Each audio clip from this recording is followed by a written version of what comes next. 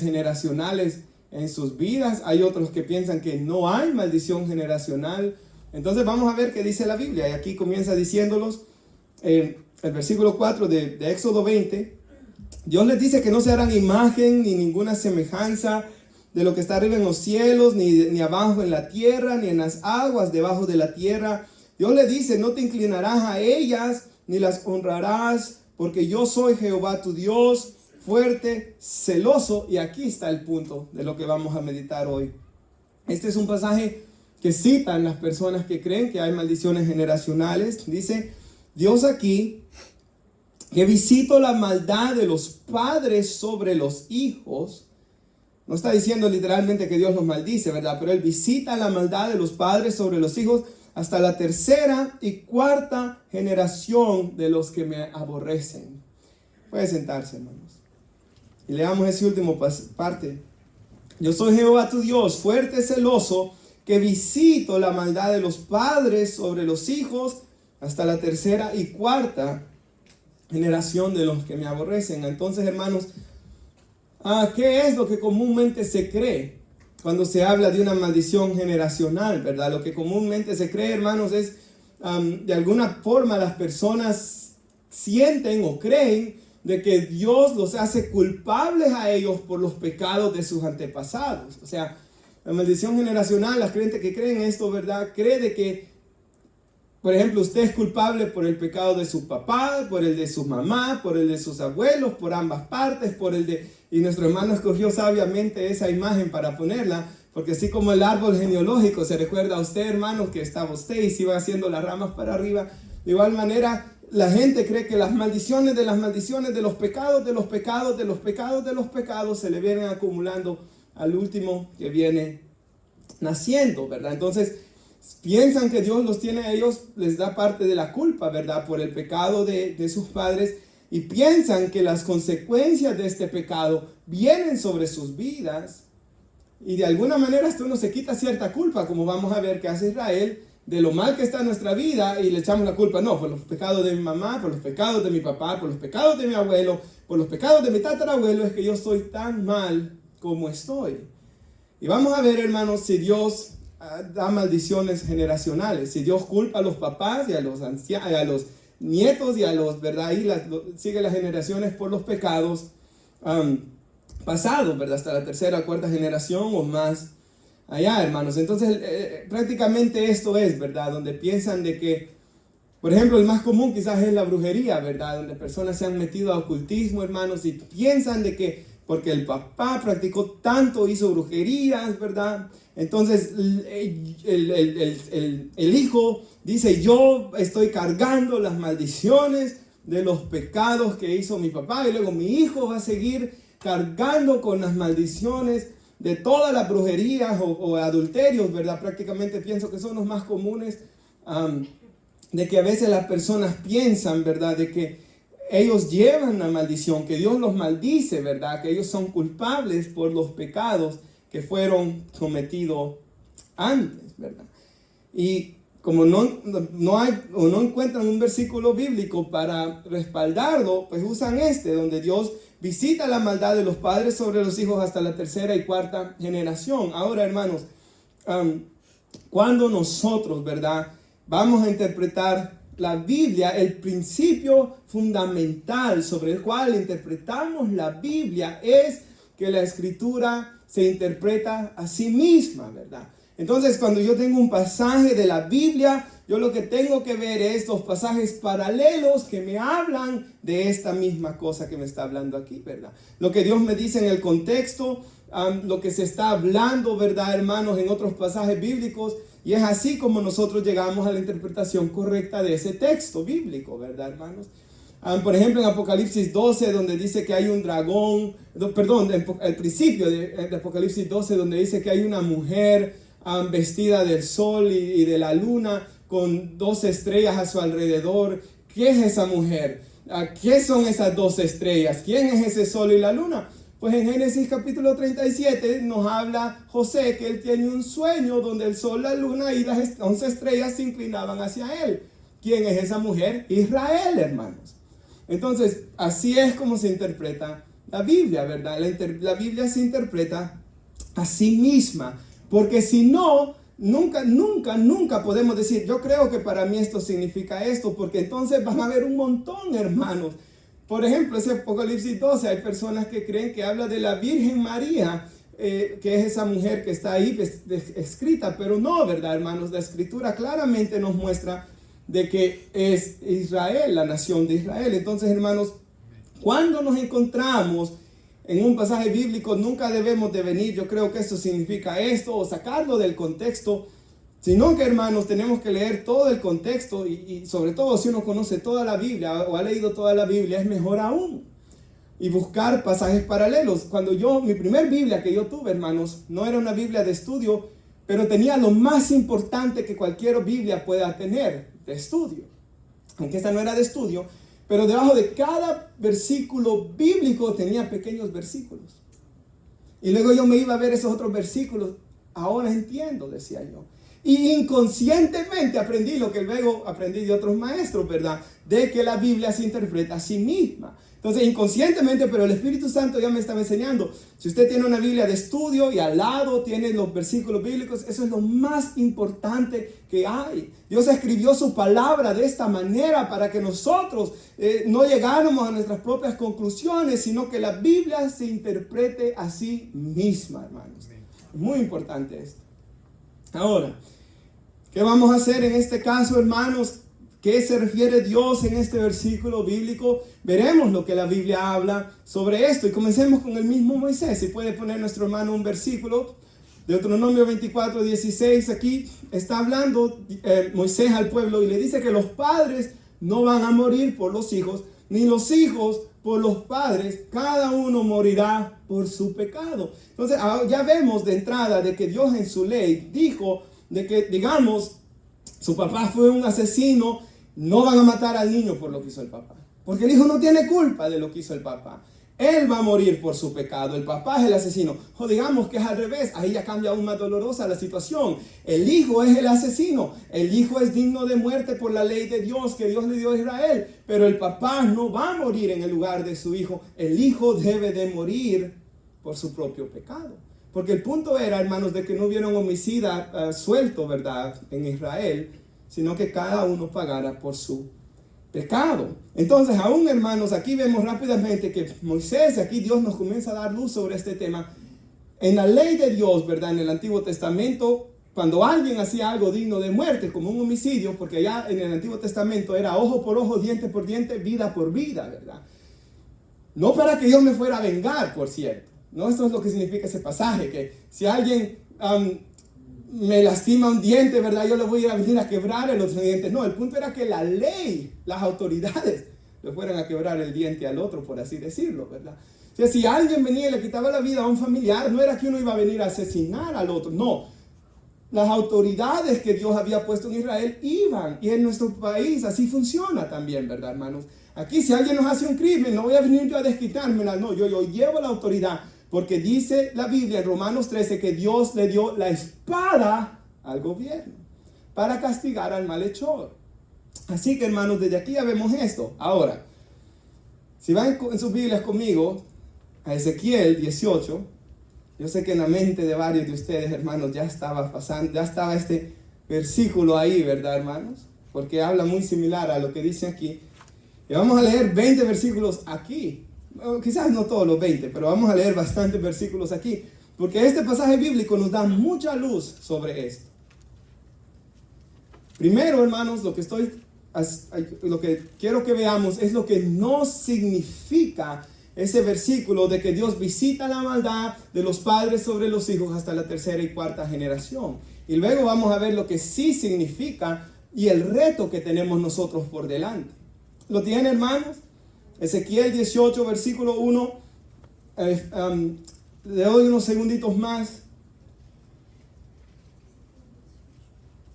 Ezequiel 18. Ese pasaje es conocido porque por la famosa frase, el alma que pecare, esta morirá, ¿verdad? Y dice el versículo 1, vino mi palabra de Jehová diciendo, ¿qué pensáis vosotros, los que usáis este refrán?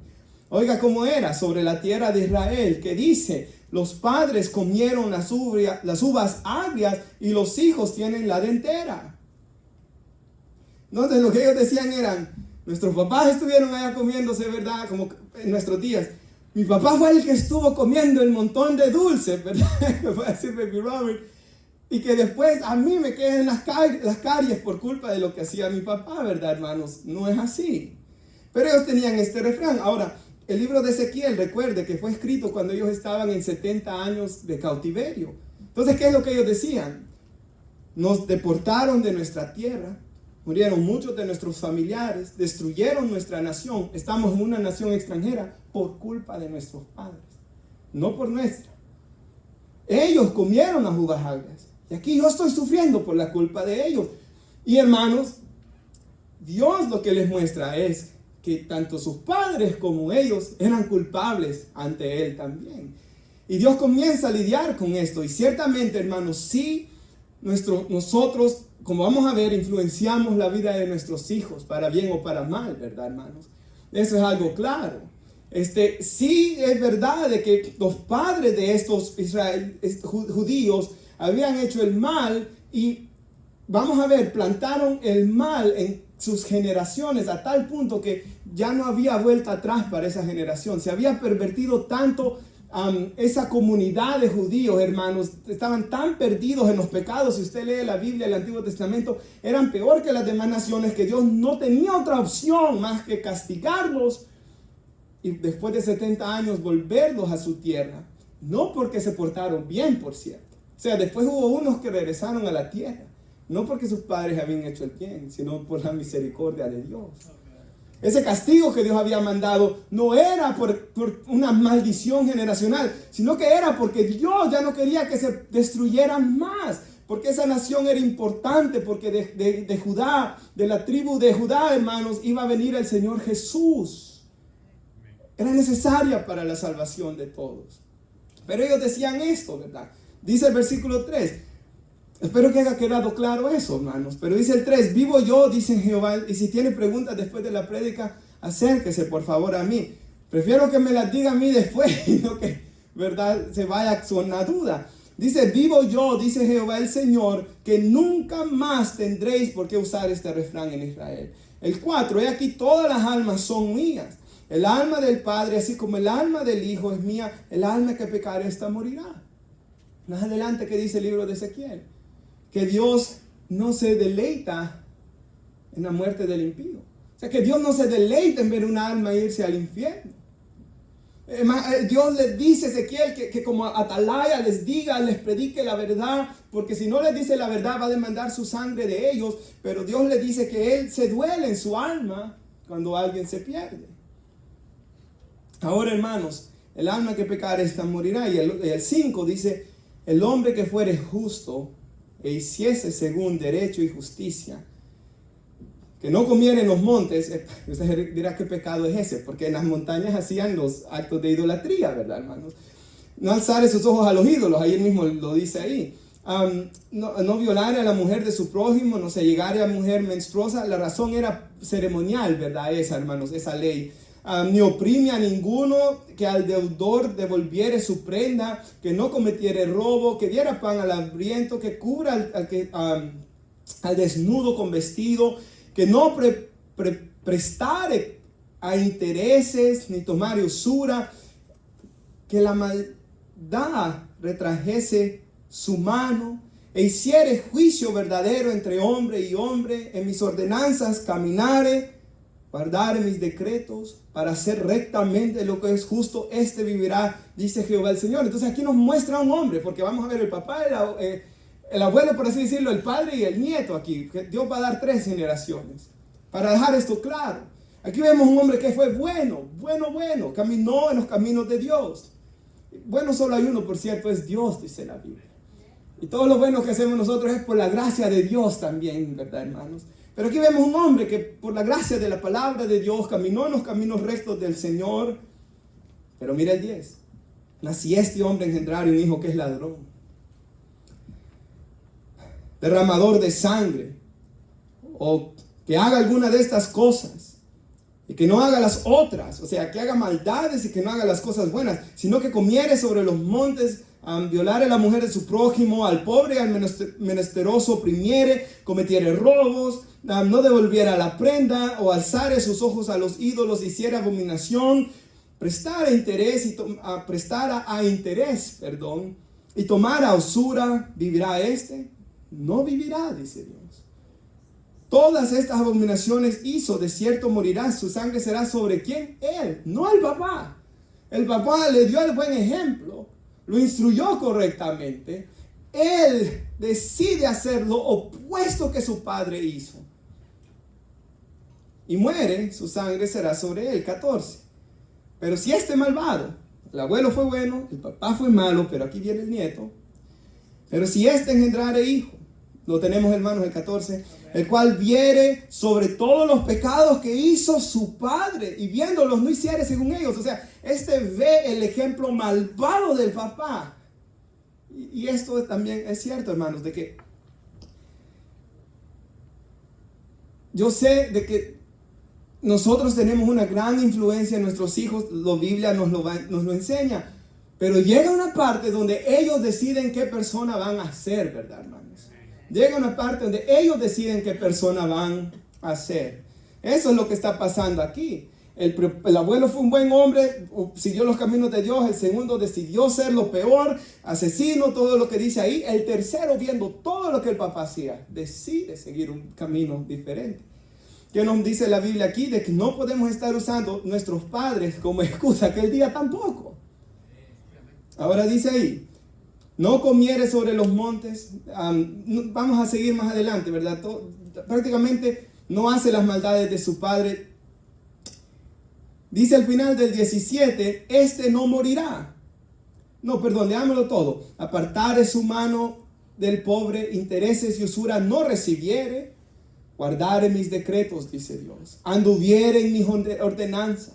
Este no morirá por la maldad de su padre. De cierto vivirá. Aquí estamos viendo de que no hubo maldición generacional, ¿verdad?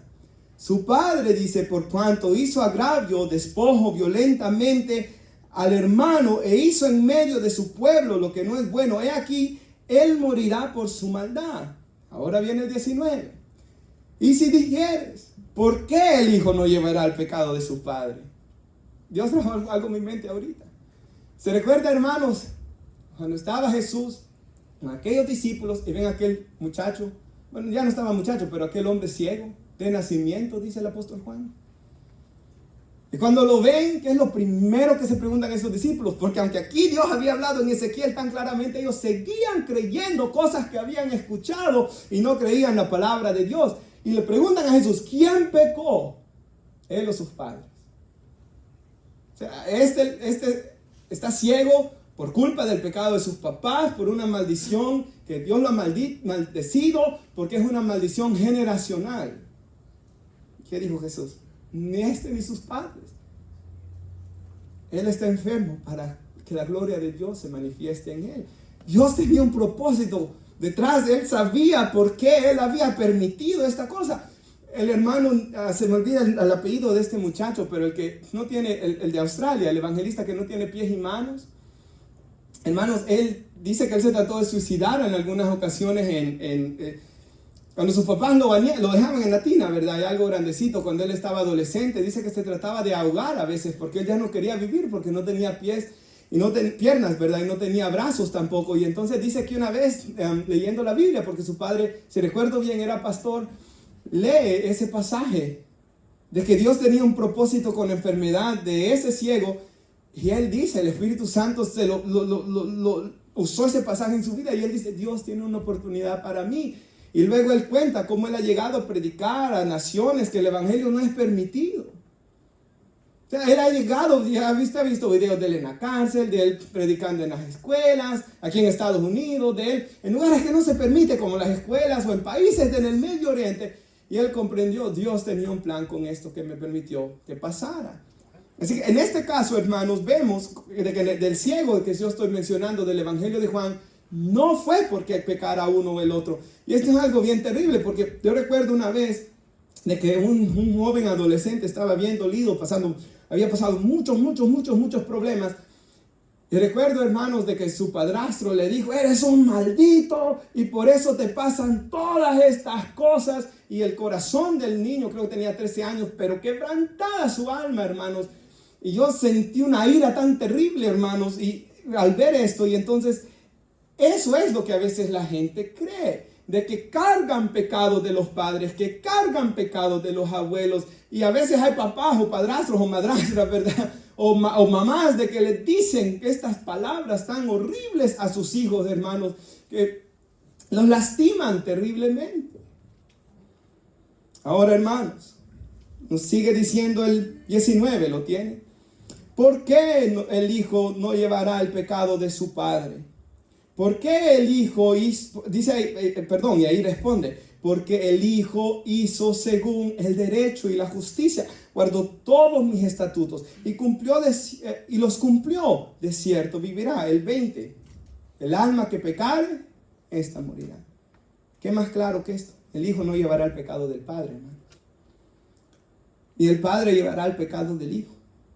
La justicia del justo será sobre él, la impiedad del impío será sobre él. El alma que pecare, esta morirá, dijo más allá cuando leíamos al principio.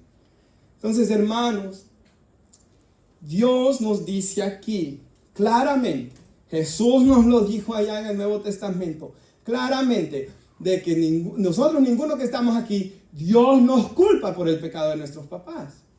Es que imagínense, hermanos, viene naciendo un nuevo niño a este mundo, y de que desde ahí Dios lo maldiga. Hay una maldición que Dios le pasa, porque Dios está en control de todo, dice la Biblia. Él es soberano. Él tiene control de un pajarito que cae al suelo, dice la Biblia. Mis cabellos los tiene contados. Él tiene control de todo. Eso significa que Él es soberano. Si Él no tiene control de todo, Él no es todopoderoso. Él no es omnisciente. Entonces, si Dios, hermanos, que tiene control de todo, está naciendo un bebé y ya hay una maldición sobre ese bebé, sería algo bien feo, ¿verdad, hermanos? Sería una injusticia. Ahora, dejando esto por un segundo, ¿verdad? De que el hijo no va a cargar el pecado del papá, ni así, ¿verdad? No se van a llevar los pecados generacionales. Entonces, ¿qué es lo que significa? Que Dios visitará la maldad de los padres sobre los hijos hasta la tercera y cuarta generación. Y sin lugar a dudas, hermanos, y lo vemos en las Escrituras, lo que esto significa es, y vamos a hacer esta ilustración de como estamos aquí haciendo. Viene el padre, y lo vemos en Israel, ¿verdad? Después de que muere esa generación que entra a la tierra prometida, la siguiente, ¿qué dice la Biblia? No conocía a Jehová. O sea, hay una generación que se apartó de Dios, de la palabra de Dios. Es como, digamos, hay un cristiano, bueno, lo que dijo el hermano Sugel, ¿verdad? Que la primera generación de cristianos recibe el evangelio con gran amor porque ha sido rescatado de sus pecados, sanado su matrimonio, sacado de vicios. Sabe lo horrible que es vivir en el mundo y ha recibido el evangelio y lo ama y lo aprecia y es apasionado por él. Pero la segunda generación, como solo ha crecido en la iglesia, de veces, hermanos, no es tan apasionada por el evangelio. El peligro, ¿verdad?, de que nuestros jóvenes no sientan que la oración es importante. ¿Sabe? Me gusta lo que escuchaba esta semana sobre la ropa de vestir, ¿verdad? El pastor Steve Lawson dice que su papá, todos los sábados en la noche, le decía, ok, hijo, vamos a escoger tu ropa para mañana. Estaba chiquito. Vamos a plancharla, le decía él. Ahí ya le estaba enseñando a planchar. La dejaba ahí. El siguiente día iban a la iglesia. Mi papá me decía, la ropa más bonita que tenés te vas a poner el domingo. Para darle lo mejor al Señor, le decía él. Vamos a llegar y sabe, hermanos, dice él, de que mi padre me enseñó la importancia de guardar el día del Señor. Pero cuántas veces es lo opuesto, ¿verdad? Daniel comenzó a jugar en un equipo de fútbol cuando tenía 10 años. Había un muchacho de 11 años. Y había a veces los partidos el domingo. Me acuerdo que el hermano Elías se paró. No vas a faltar a la iglesia, no vamos a ir a jugar. Y no iban a jugar. Caía un domingo, no iban. Y era el entrenador. el hermano Elías, y estaba el otro que era entrenador también. Pero el otro sí vamos, porque su sueño era que su hijo fuera futbolista y no se le miraba, hermanos. Crecieron. Hoy el otro está descarriado. Y me impactó tanto lo que le dijo a su papá. Tú mismo me enseñabas que la iglesia no era importante, le dijo, hermanos. Ese es un gran mensaje para usted y para mí. Porque el papá con sus acciones le enseñó, allá está en el mundo ese muchacho. Y Daniel está aquí y ha agarrado responsabilidad con sus privilegios. Por eso, hermanos, porque se le enseñó con hechos y con palabras que Dios es primer lugar sobre todas las cosas, hermanos. Entonces, ya hasta se me fue lo que estaba diciendo, hermanos.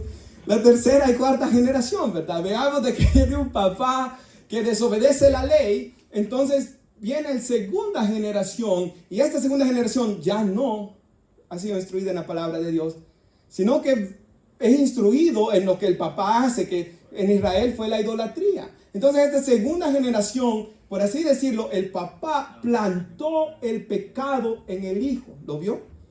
El papá está plantando la maldad en el hijo. Y luego el hijo la planta sobre el otro y el otro la planta sobre el otro. Entonces están, en vez de plantar la semilla del evangelio, en vez de plantar la semilla de la palabra de Dios, que Pablo dice, yo planté, Apolos la regó, Dios da el crecimiento. Qué bonito que se dijera, hermanos, los papás, yo planté la semilla, el pastor y los maestros de la iglesia la regaron, pero Dios le dio ese crecimiento, esa semilla. En vez de sembrar la palabra de Dios, se le sembró el pecado en el corazón. Y por eso es que vemos, a veces usted ha escuchado la expresión de jóvenes que dicen, yo no quiero ser como mi papá cuando crezca. Y sí, son igualitos. Porque se les plantó el pecado, hermanos. Entonces, desde en ese sentido de que Dios iba a visitar, porque ¿qué es lo que Dios les está dando en Éxodo 20? Su ley, los 10 mandamientos. Y Dios les dice que no tengan dioses ajenos. ¿Por qué? Porque si ellos se iban tras los otros dioses, eso iba a pasar de generación a generación. Porque el mal siempre pasa rápido. Entonces, hermanos, es en ese sentido que Dios iba a castigar la maldad de sus padres sobre los hijos. Pero no es, hermanos, de que el niño estaba naciendo y ya había una maldición sobre su vida. Porque hay personas que piensan, ¿verdad? En Latinoamérica se da. Él ya es cuarta generación brujo. Pero no es de que nació el segundo y tenía que ser brujo porque ya venía esa maldición para su vida, y el tercero tenía que ser brujo y el cuarto tenía que ser brujo. No fue de que una maldición, sino que se plantó la maldad en él. Y esto es muy importante porque Dios dice aquí que el pecado de los padres, el hijo no va a pagar por él, ni el hijo va a pagar por el del papá. El alma que pecare, esa morirá. Y Dios es claro en esto, hermanos. Dios es claro en su palabra. Entonces ahí vemos, hermanos, la importancia de nosotros de plantar la semilla del evangelio. Ahora, pongámoslo por el otro lado, y esto es cierto. Que yo sea cristiano no significa que mis hijos van a ser cristianos, ¿verdad, hermanos? Esa bendición no se hereda tampoco. No viene por sangre, no viene por título, hermanos. La salvación es individual, decimos muchas veces. Ciertamente lo es. No individual, ¿verdad? Porque voy a ser un lobo solitario aquí. No, somos un rebaño de ovejas. Pero sí es individual, porque cada uno dará cuentas a Dios de sí. Así que, hermanos, digamos, nuestros niños que van a tener un padre, una madre cristiana, van a gozar de un papá sin vicios, ¿verdad? Donde no haya violencia. Van a gozar de un papá de que les va a enseñar, de una mamá que les va a enseñar la palabra de Dios y que va a orar por ellos. Pero no los va a poder salvar. Ellos, como dice aquí, cada quien es responsable por su propia vida. Por las decisiones que cada uno va a tomar, hermanos. Así que es muy importante que nosotros comprendamos esto y que comprendamos el evangelio. Ahora yo quisiera decir algunas cosas que pienso que van conectadas con esto, hermanos. Así que si usted me pregunta a mí, pastor, ¿usted cree que hay maldiciones generacionales? Yo le diría que no. No lo hay. Que alguien haya sido adúltero no significa que va a ser adúltero. Que alguien haya sido borracho no significa que el hijo va a ser borracho. Y no lo es, hermanos, muchas veces. ¿verdad? Hay muchos que tuvieron papás borrachos aquí. Ustedes no lo fueron o nunca quisieron serlo. Algunos lo han testificado aquí en las prédicas. Y ni eran cristianos, pero decidieron no ser borrachos. Entonces no necesariamente, y no lo usemos como una excusa tampoco para no cambiar. De que yo tengo esta maldición en mi generación. No, hermanos. Podemos aprender las maldades. Podemos, ¿verdad? La semilla que ha sido plantada, de hacerla que siga creciendo. Pero hermanos, cada quien es responsable por lo que haga. Ahora, hermanos, hay personas, ¿verdad? De que creen, y eso es lo que quisiera contestar, que un cristiano, y bueno, en sí ya no hay maldición generacional, pero hay personas que creen que un cristiano sigue siendo maldecido por los pecados de sus antepasados. Hay personas que creen que un cristiano se le puede hacer brujería, y hay personas de que creen que demonios pueden poseer a cristianos. Y vamos a responder a esto para concluir hoy. Hermanos, y sabe algo que yo he visto, hay personas que le tienen más fe a la brujería que a la palabra santa de Dios. Creen más en esas cosas. Cuando uno les predica algo de la palabra de Dios, lo cuestionan, no lo quieren creer. Pero cuando hay algo diabólico, algo que se le hizo brujería a tal, y yo no dudo de que exista, ¿verdad? Al no creyente lo embrujó tal para que se quede con tal. Bueno, aquí usted va a contar alguna historia así, ¿verdad? Que lo embrujó tal a tal, y que la mujer pecaba siendo infiel con muchos hombres y él ahí tranquilo porque estaba embrujado, ¿verdad? Hemos visto esos testimonios, que no hay explicación más que alguna brujería le hayan hecho, pero a los no creyentes, hermanos. Vamos a ver a los creyentes. En primer lugar, tratemos esta cuestión de que si un cristiano puede estar endemoniado, porque yo esto lo he visto varias veces. Y recuerdo, hermanos, vienen a mi mente casi siempre dos personas, dos mujeres, de que por casi 10 años, a una 10 años y a otra señora que como 8 años, las vi endemoniándose a veces casi semanal. Ahora, aquí hay algo problema, ¿verdad? Porque Jesús dijo que se le van a meter 7 espíritus peores. Entonces, hermanos, en 10 años ya tuvieran una legión, ¿verdad? Entera. Todas las semanas se pasaban endemoniando, hermanos. Pero algo que yo quisiera decir es, si pueden poner nuestro hermano Efesios 1:13, aquí la palabra de Dios enseña de que también ustedes, dice, después de escuchar el mensaje de la verdad, el evangelio de su salvación, habiendo creído, fueron ¿qué? Sellados con el Espíritu Santo de la promesa. Y el siguiente versículo que es importante, y esto nos da como garantía de nuestra herencia con las miras de la redención de la posesión adquirida de Dios para la alabanza de su gloria. Entonces, cuando se ponía un sello sobre algo, significaba que eso le pertenecía a un rey, ¿verdad? Entonces se sella. Dice el que estábamos ahí, gracias hermano Marvin, el siguiente por favor, donde estábamos, de que se nos ha dado este sello como una garantía de nuestra herencia en los cielos. Con mira de la redención de la que posesión. Con precio fuisteis comprados, honrad a Dios con vuestros cuerpos, dice. ¿Quién nos compró? Dios. Nuestros cuerpos le pertenecen a Dios, nuestras almas le pertenecen a Dios. Él nos selló con su Espíritu, es lo que está diciendo aquí. Cada uno de ustedes es sellado por el Espíritu Santo, hermanos. Cada uno de nosotros somos pertenencia de Dios, somos posesión de Dios en esta tierra. Por eso no debemos pecar. Y si pecamos, arrepentámonos, porque el sello de Dios, el Espíritu de Dios ha hecho su morada en nosotros. Y el tiempo de Dios no va a compartirlo con Belial, dijo Pablo. O sea, ¿qué es lo que nos dice ahí la palabra de Dios? Es imposible, hermanos, de que haya en una persona el Espíritu Santo y demonios al mismo tiempo. Imposible. Eso no es lógico, eso no es bíblico. Ninguno de los apóstoles se endemoniaron, ninguno de los creyentes en el Nuevo Testamento se endemoniaron. Esas son creencias falsas de nuestros tiempos. De un hombre, hermanos, es un testimonio que escuché, yo no sé quién es, no sé dónde vive, no sé absolutamente nada de él, nadie aquí lo conoce. Y de verdad lo estoy diciendo. Escuché un testimonio de un hombre de que golpeaba a su esposa y después el domingo se volvía a vestir con el saco y la corbata y todo. Él decía, perdóname mi amor, ese no fui yo, se me metió la bestia, le decía. Pero ese no es creyente. Si se le pasaba metiendo el diablo, es porque no era sellado con el Espíritu Santo. Y esa era una excusa, ¿verdad? Que se le metió la bestia. Pero bueno, no es así. Esa es una mentira. La Escritura nos enseña claramente de que el cristiano no puede ser poseído por demonios, pero sí dice, hermanos, que nos fortalezcamos en el Señor y en el poder de su fuerza y que tomemos toda la armadura de Dios para poder estar firmes contra las acechanzas del diablo. Porque no tenemos lucha contra sangre y carne, sino contra principados, potestades, gobernadores de las tinieblas, huestes espirituales de maldad en las regiones celestes.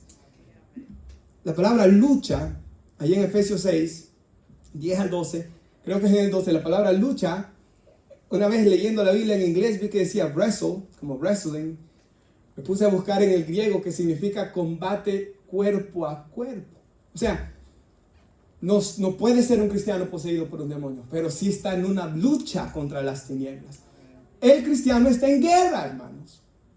Pero es que el cristiano, ¿verdad? Y estamos en una guerra, así como Israel siempre está en guerra, siempre están los palestinos. En un descuido se metieron a hacer lo que se metieron a hacer, a destruir esta ciudad. El cristiano está en guerra contra Satanás. Y Satanás quiere destruir, hermanos, nuestras vidas, nuestros ministerios, nuestros hogares. Ese es su trabajo. Así que nosotros podemos ser atacados por Satanás. Nosotros, los demonios, nosotros estamos en lucha contra el enemigo. Nosotros podemos hasta tener lucha espiritual o sentir opresión espiritual. Hay muchos testimonios, ¿verdad? Y usted y yo lo hemos vivido, que queremos orar. Y en primer lugar, la carne se opone a la oración, ¿verdad? Me encanta lo que dice Paul Washer. No hay nada que mi carne odie más que el orar. He visto que odia más orar que leer la Biblia, dijo. Así que en la mañana lo primero que hago es darle a mi carne lo que más odia, orar, dice.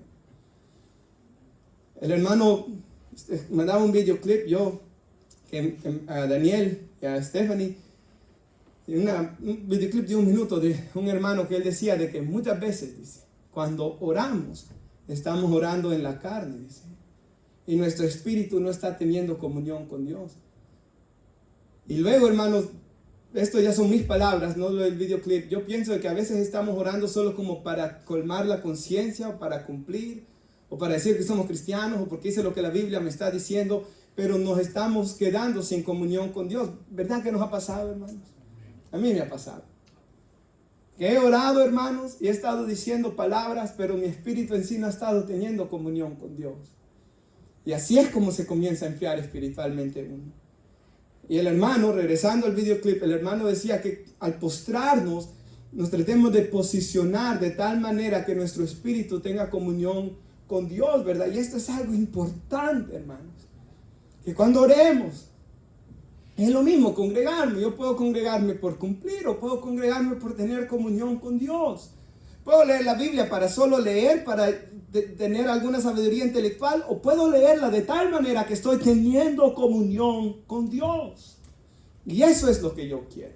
Para usted y para mí, hermanos. De que tengamos tal comunión con Dios. De que no solo sea un ejercicio en la carne, sino que nuestro espíritu esté teniendo comunión con Dios. ¿Por qué? Porque eso nos va a fortalecer contra las acechanzas del enemigo. Por ejemplo, hermanos, algo que recordaba antes de bajar aquí, es David. En Primera de Crónicas 21, versículo 1, dice que Satanás se había levantado contra Israel e incitó a David, dice Reina Valera 1960, incitó a David contra Israel, contra Dios, para pecar contra Dios. Satanás lo llegó a incitar para que hiciera eso. O sea, vemos en la escritura que Satanás, hermanos, puede mandar un dardo de fuego, pero al final, ¿quién escoge actuar? Nosotros. No es que Él nos tomó las manos, no es que Él a la fuerza nos mandó a hacer el pecado, no. ¿Qué dice Santiago que ocurre cuando un cristiano peca? De su propia concupiscencia. Es atraído y seducido, dice. O sea, Satanás ha creado el sistema del mundo para tentarnos, ¿verdad? Hermanos, las redes sociales, películas, compañeros de escuela, compañeros de trabajo, todo Satanás lo tiene hecho para tentar al creyente. Puede haber lucha espiritual para impulsarnos al pecado. Pero quien decide pecar al final somos nosotros.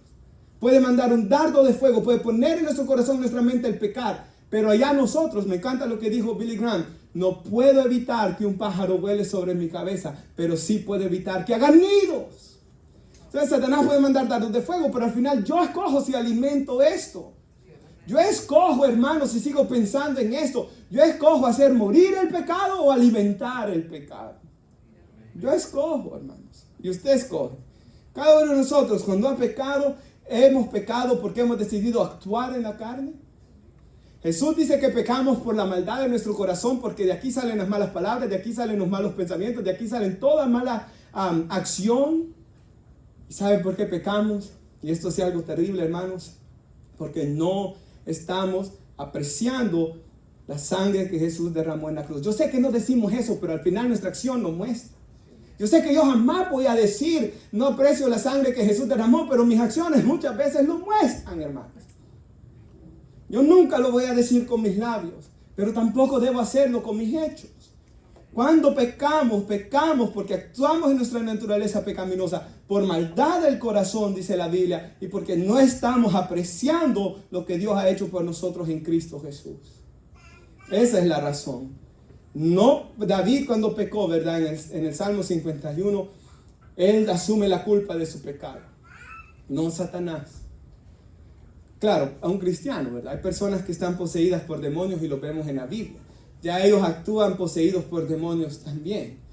Y en otra ocasión, ¿verdad? Antes estudiamos cómo una persona puede llegar a ser poseída por demonios, ¿verdad? No lo voy a hablar yo hoy. Ahora, la primera de las tres preguntas que contestó rápidamente, que concluyendo, ¿verdad? ¿Puede un cristiano ser poseído por demonios? No. La segunda, ¿puede un cristiano ser maldecido o le pueden hacer brujería a un cristiano? Y si puede poner nuestro hermano Gálatas 3:13. Creo que esto es tan claro, hermanos, como el agua, por así decirlo. En el contexto está hablando de la maldición de la ley. La maldición de no poder cumplir la ley de Dios para el judío. La maldición del gentil que no conocía la Biblia, de ir contra su conciencia, la ley que Dios escribió en su conciencia. La maldición que por el pecado que heredamos de Adán no podíamos amar a nuestro prójimo como a nosotros mismos, ni podíamos amar a Dios. Cristo nos redimió de la maldición de la ley, habiéndose hecho maldición por nosotros, dice la Escritura. Yo sé, hermanos, de que esas palabras, ¿verdad? Son incómodas para leer para nosotros muchas veces. Pensar que nuestro glorioso Salvador pudo haber sido hecho maldición, hermanos. Que el que no conoció pecado, 2 Corintios 5:21, por nosotros fue hecho pecado, dice la Biblia. Cristo, hermanos, hermanos, llevó la maldición del pecado que había sobre nuestras vidas. Esa sí todos la heredamos. La maldición de una naturaleza pecaminosa, ¿verdad, hermanos? No, escúchenme en esto claramente. Todo lo que mi papá hizo, Dios no me va a culpar a mí por lo que mi papá hizo. Si él tomó, yo no soy culpable de eso. Pero lo que sí heredo desde Adán, todos nosotros, es una naturaleza caída. Pero allá yo sí escojo. Todos nosotros hemos sentido enojo, pero algunos han decidido actuar en el enojo a tal manera de hasta asesinar a alguien, ¿verdad, hermanos? Nosotros algunos no. Entonces, cada uno es responsable por sus hechos. Espero que esté quedando bien claro. Pero de esta maldición del pecado que sí en todos nosotros estaba, Cristo nos redimió. Escrito está, maldito todo aquel que cuelga de un madero. Esto está escrito en la ley. Y el siguiente versículo es importante. A fin de que en Cristo Jesús, hermanos, Él llevó mis pecados, Él llevó mi maldad. ¿Y qué es lo que yo recibo? La bendición que Dios dio desde allá a Abraham. Que le dijo que de Él iban a ser bendecidas todas las naciones. Para que la bendición de Abraham viniera a los gentiles. Para que recibiéramos la promesa del Espíritu mediante la fe. Y en el versículo 21, si recuerdo bien, dice que somos descendencia de Abraham por la fe. La descendencia que Dios le prometió a Abraham no era solo el de Israel, hermanos, físico, sino el Israel espiritual. Todos hemos venido a ser descendencia espiritual de Abraham, todos los que hemos creído en Cristo. La Gálatas 3 nos enseña, hermanos, léalo después. ¿Y qué le dijo Dios a Abraham? A los que te maldigan, yo los voy a maldecir. Que los que te bendigan yo los voy a bendecir. Por eso que yo, no todas las veces, pero de vez en cuando me recuerdo que cuando saludo a un hermano, Dios te bendiga, hermanos, es una gran bendición, ¿verdad? Porque, hermanos, nuestro Dios nos ha bendecido con toda bendición espiritual. Él nos ha bendecido. Si Dios bendice, hermanos, ¿cómo el diablo puede maldecir algo que Dios ha bendecido? Si Dios es más grande, hermanos, que el que está en el mundo. Si Cristo llevó la maldición, ¿cómo hay gente que sigue creyendo que están maldecidos? Si Cristo me ha dado la bendición de Abraham, nadie va a decir, ¿verdad?, que podían maldecir a Abraham. ¿Se recuerda a Balaam, por cierto? Balaam fue contratado por Balac, si recuerda bien el otro de Balac, ¿verdad, hermanos? Y Balac le dice a Balaam, maldíceme al pueblo de Israel. ¿Y qué ocurre? Que quería maldecirlos, que Dios los maldijera y terminaba bendiciéndolos. Y Balac enojado, ¿verdad? Te estoy dando dinero para que los maldigas y me los bendices en vez. Ve a maldecirlos otra vez. Y iba y los quería maldecir. El perverso de Balaam no pudo. Fue otra vez, no pudo. Entonces, ¿qué hizo Balaam? Mira, Balac, no puedo maldecirlos porque Dios los ha bendecido. Mándales mujeres que los perviertan en la idolatría. Y es lo que hacen. Y Israel comienza a pecar y Dios castiga después. Eso es lo que hace Satanás en nuestros días. No puede maldecirnos un brujo. No puede maldecirnos nadie si estamos en Cristo. Pero Satanás y el mundo va a mandar cosas para comenzarnos a enredar en pecados, para enfriar nuestra vida espiritual. Para lo que dijo esa ilustración que yo daba, orar en la carne, predicar en la carne, leer la Biblia en la carne, vivir en la carne, adorar en la carne, enfriarme. Para ya no ser yo un instrumento útil en las manos de Dios. Así que, hermanos, como conclusión,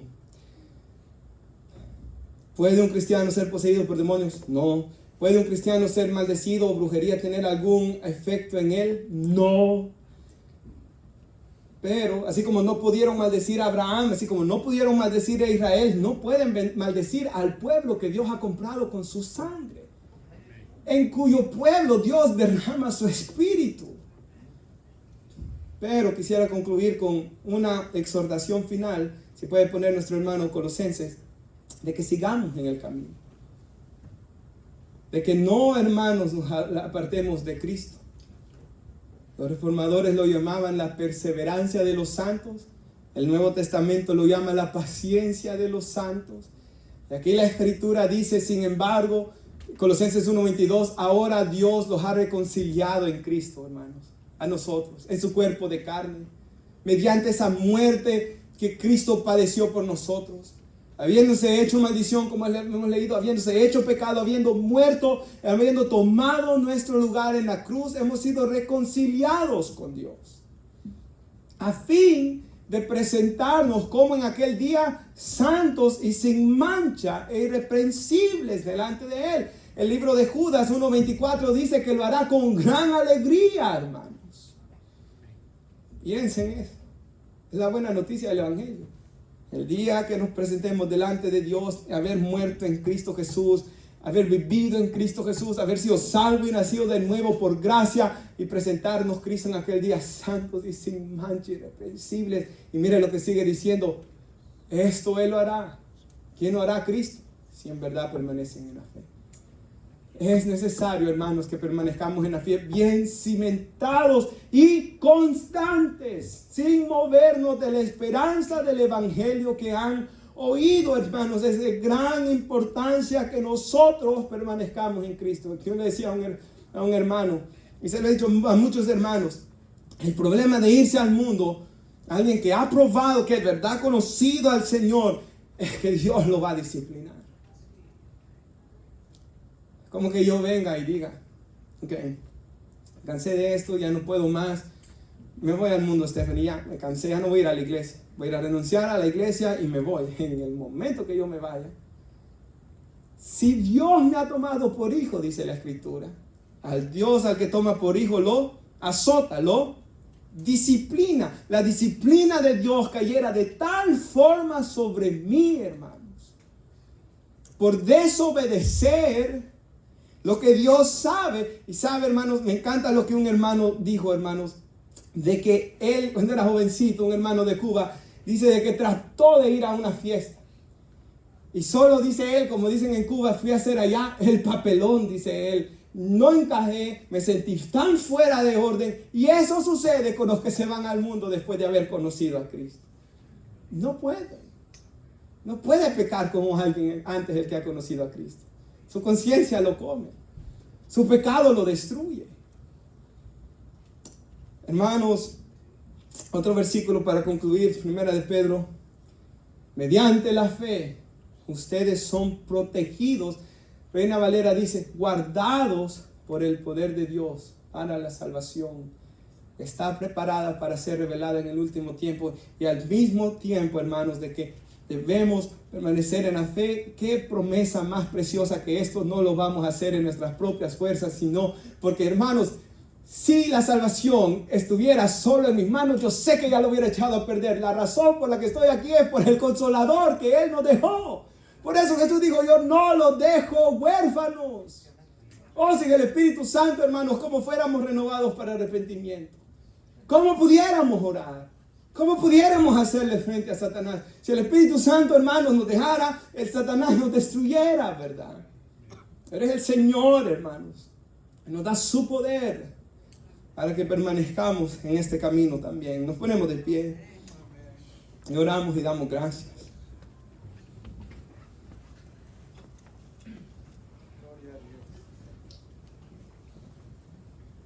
¿Sabe, hermanos? Esto es lo que debe de llevar a adorar al cristiano. Todo lo que Dios ha hecho por nosotros en Cristo, hermanos. Qué privilegio que Él ha sido hecho maldición para que nosotros viniéramos a ser bendecidos de Dios. Qué privilegio, hermanos, de que Él haya cargado con nuestros pecados para nosotros ser declarados justos, como dice la Biblia. Y venir a ser el templo de Dios, inmerecidamente, hermano.